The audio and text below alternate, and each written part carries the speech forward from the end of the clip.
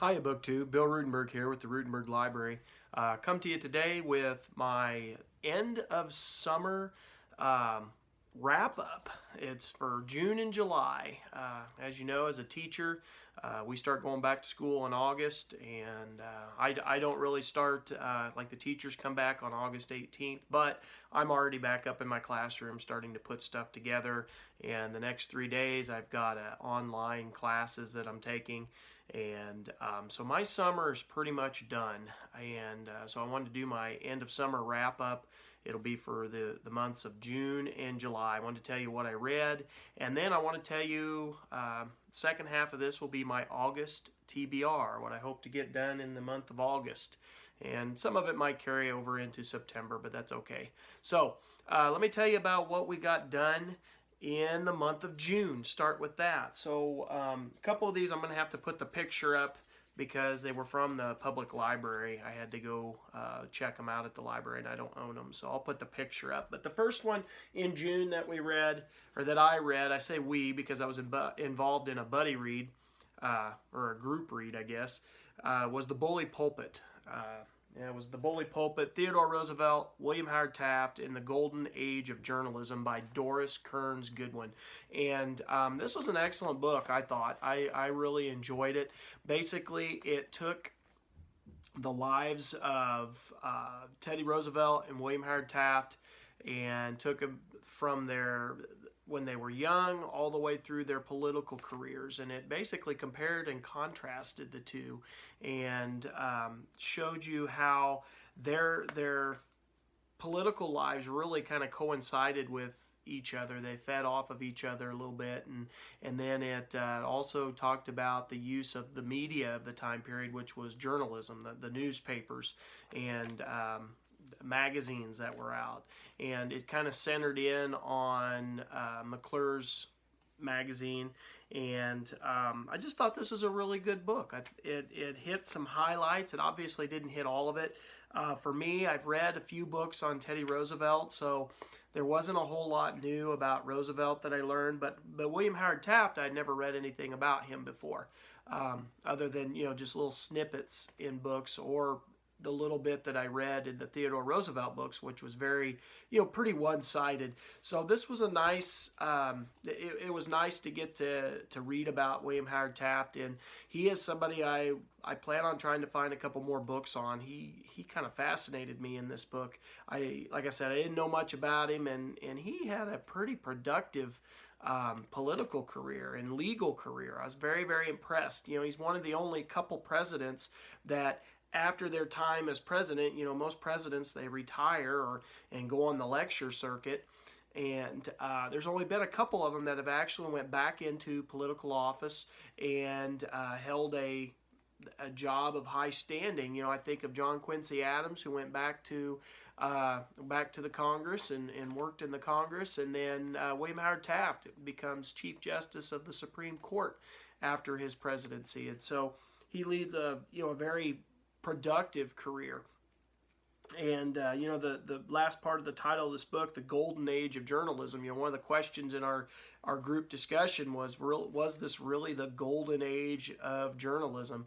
Would you consider this or some other era? And I thought that was a very interesting question that got brought up in our group discussion, and I don't know if it's what the right answer is. I think there's probably been several different golden ages. This is it is one of the golden ages. It might not be the golden age, but it's one of the high times for journalism. So anyway, I read that book. Doris Kearns Goodwin, I think, did an excellent job in that. The second book that I read in June was The Drifters by James Michener. The Drifters was the story of the late 1960s, and it primarily dealt with the Vietnam War, the Vietnam era, the 1968 political election, and it takes a cast of characters, young people who lived through this, and it talks about their journeys and how they become very, their positive outlook on life goes away.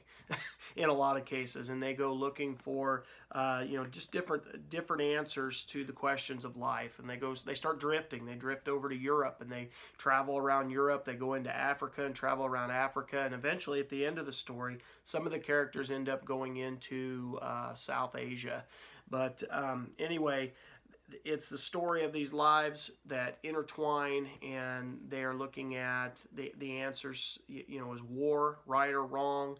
The age of drugs, and the ins and outs and the rights and wrongs of that. It talks about the free love. It talks about just what does it mean to be an American. It discusses that, and it was a very interesting take. I think Michener had a really good take on what the lives of young people in the 1960s, late 1960s was like, what their questioning of society. And it takes you to, looking at the back cover here, it takes you to Spain, Marrakesh, Mozambique.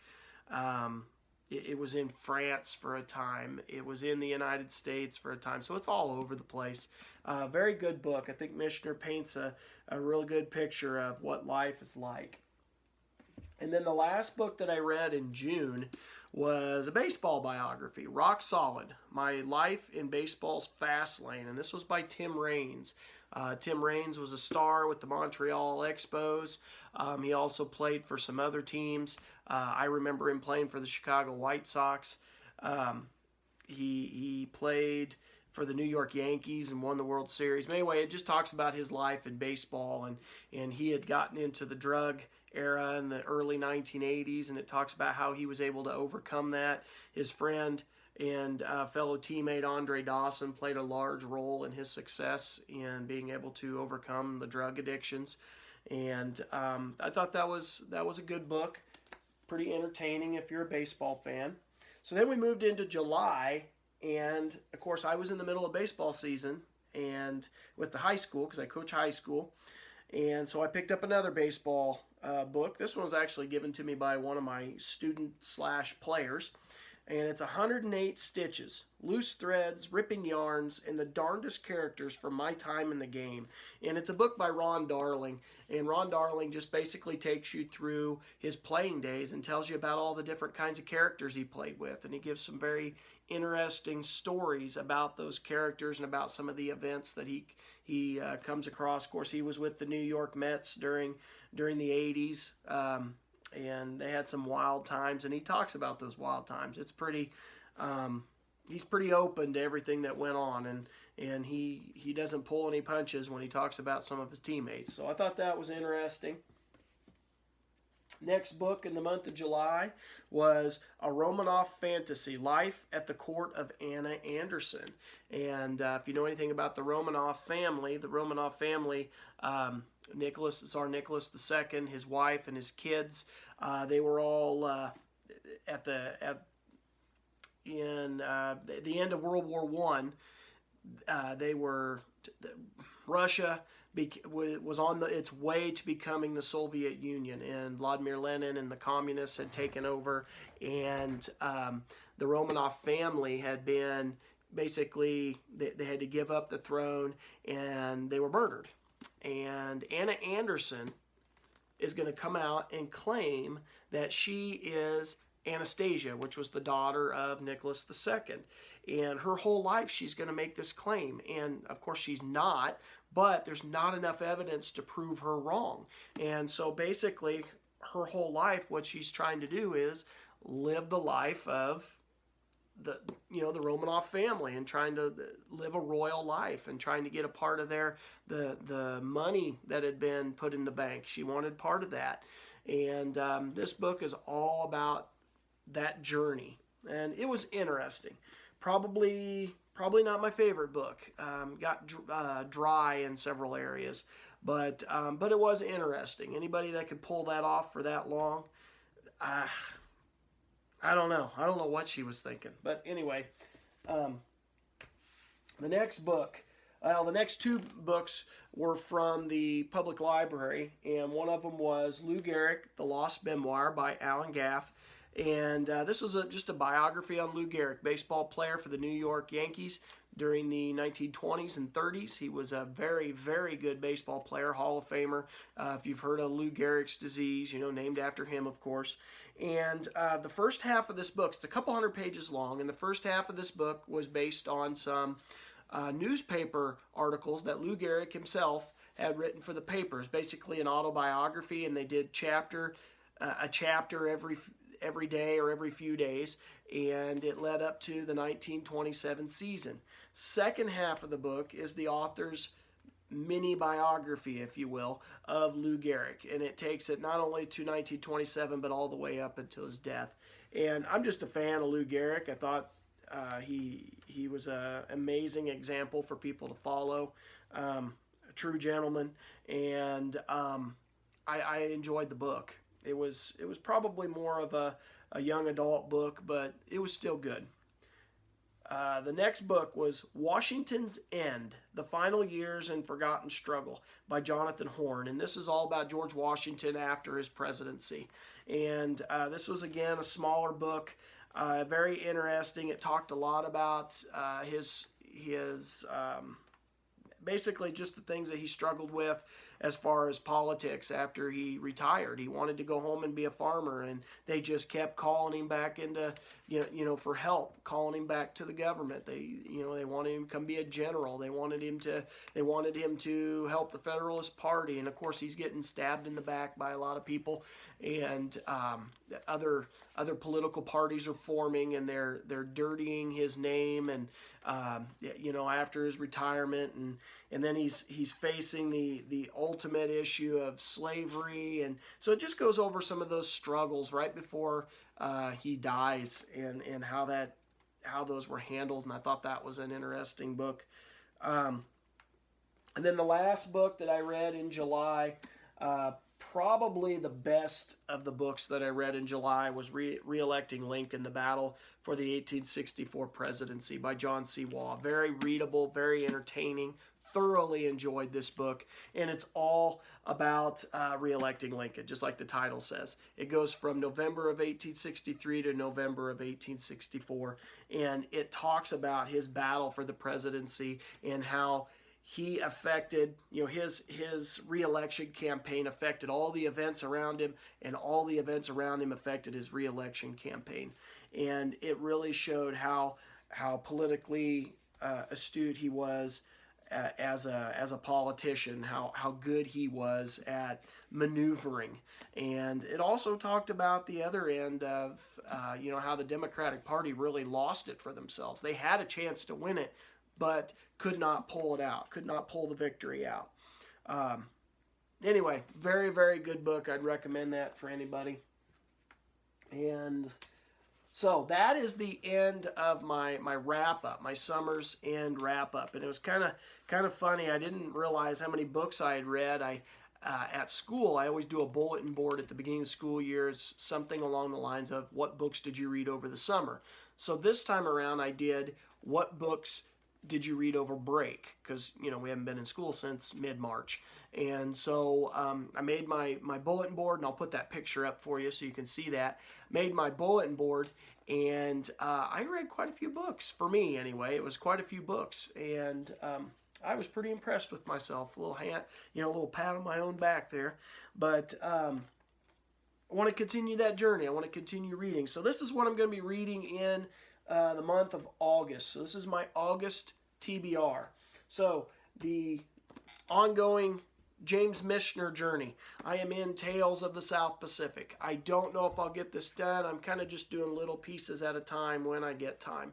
This might even carry into September. As you know, I like nonfiction better than I do fiction. So my fiction doesn't always go nearly as fast just because I don't put the time in for it. It's not a bad book. It's all about World War II in the Pacific, and I haven't, like I said, I'm just over 50 pages in, and I can't tell you a whole lot about it just yet. So that's one of them I'd like to get read in August. The next book that I'm reading right now, The Caning, The Assault That Drove America to Civil War by Stephen Puleo. awesome, awesome book. I am almost done with this. I think I got like 40 pages left. I'll finish this in the morning, and so I'll have the first book of my August TBR done. But this is absolutely phenomenal. The main idea of the book is the assault on Charles Sumner by Preston Brooks really is the catalyst for the Civil War. It is really what sparked all of the other events and got them kicked them into hyperdrive and really brought the Civil War faster than it needed to be.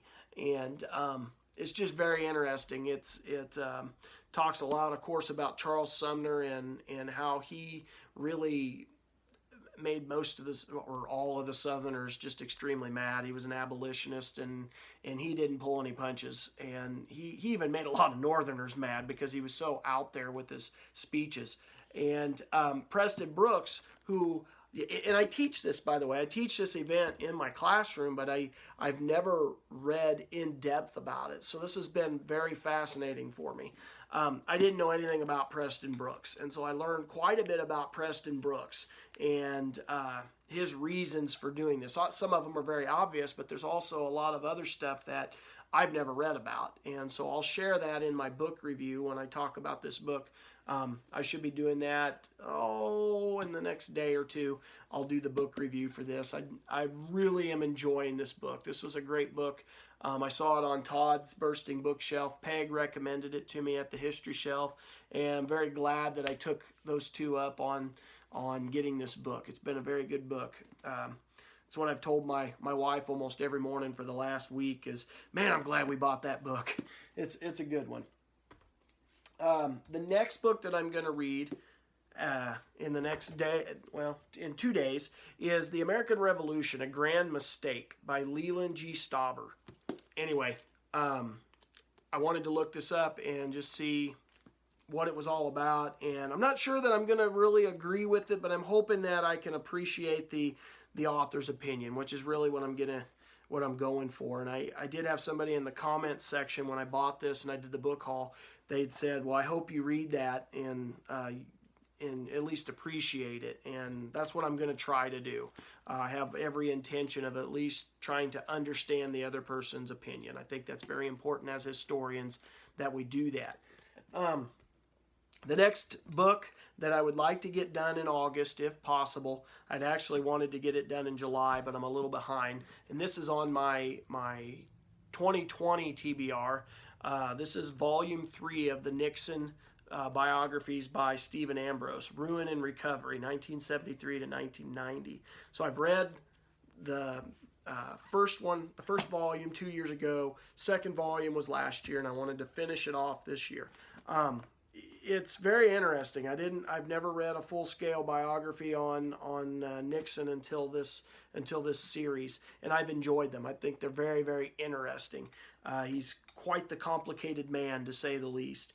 And I think Stephen Ambrose, who started out definitely not a fan of Nixon, I think he has given him a fair shake. I think he's done so far a great job with trying to give him a fair shake. And I know in Stephen Ambrose's his book where he kind of looks back on it was called To America, and it looks back on his life as a historian. That was one of the things he got out of this, is he said that, I got a much better appreciation for Nixon. Anyway. So I look forward to doing that, and then I'll have the trilogy finished. And if I have time, which honestly I probably won't, this will probably roll into September, but if I have time, I'm going to be doing World War I and World War II with my one of my middle school groups here pretty soon. And so I was on my bookshelf upstairs and I saw this one, American Caesar, Douglas MacArthur, 1880 to 1964 by William Manchester. I've looked at this book and I've been interested in reading about Douglas MacArthur because I've never read anything on him. And, it's kind of a big book, kind of intimidating. But then I got to looking, and there's actually quite a few pictures throughout the book to break up the text. I don't know if you can see. There's going to be, where are the pictures? Come on, back me up on this. There's some pictures. Okay, so pictures and maps and stuff. So it's not as bad as it looks. So I'm going to give that a go. I'm going to, take a stab at that and see how far I get. I hope to start at the end of this month. It might be September when I get to it. But anyway, that is my end of summer wrap up for June and July and my August TBR. I hope you've enjoyed this. If you've read any of these books, let me know what you think. Love to have a conversation with you. Just leave your comments down below. I'll leave some links to, like I did a book chat on Reelecting Lincoln and a couple of the other books I talked about, and so I'll leave links to those down in the description. Thank you for watching. I appreciate you giving me your time. Have a great day and happy reading.